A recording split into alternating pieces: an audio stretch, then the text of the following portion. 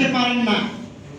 কারণ তাদেরকে আমরা বাংলাদেশ যখন 5ই আগস্টের পর থেকে বলার চেষ্টা করেছিলাম যে বাংলাদেশে এই আওয়ামী সন্ত্রাসীরা ওয়ার্ড পর্যায়ে, গ্রাম পর্যায়ে তালিকা করে তাদেরকে গ্রেফতার করুন, কিন্তু তারা গ্রেফতার করেননি।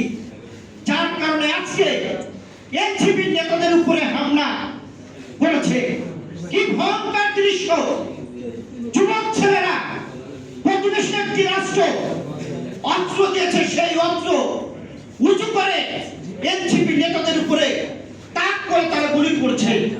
এটা কিন্তু ভয়ঙ্কর একটা ব্যাপার।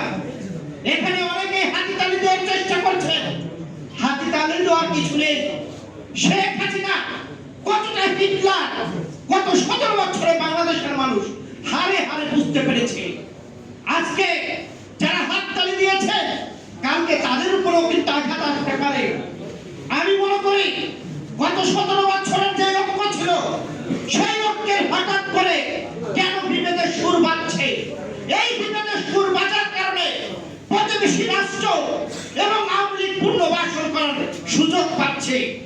আজকে যদি আমরা ঐক্যবদ্ধ না থাকতে পারি, আমরা যদি আওয়ামী লীগকে প্রতিহত না করতে পারি, তাহলে বাংলাদেশে এই রাজনীতির বৃদ্ধের কপালে কষ্ট আছে বলে আমি মনে করি।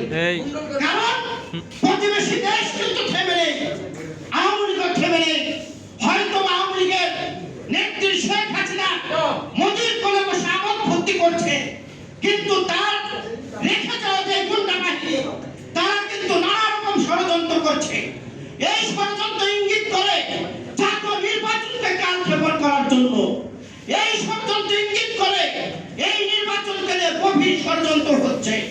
এই ষড়যন্ত্র যদি আমরা রুখতে না পারি, তাহলে আমরা গণতন্ত্র ফিরে পাবো না, তাহলে আমরা দেশ পাবো না, তাহলে আমরা মানচিত্র দেশের যে সার্বভৌমত্ব সেই সার্বভৌমত্ব রক্ষা করতে পারবো না।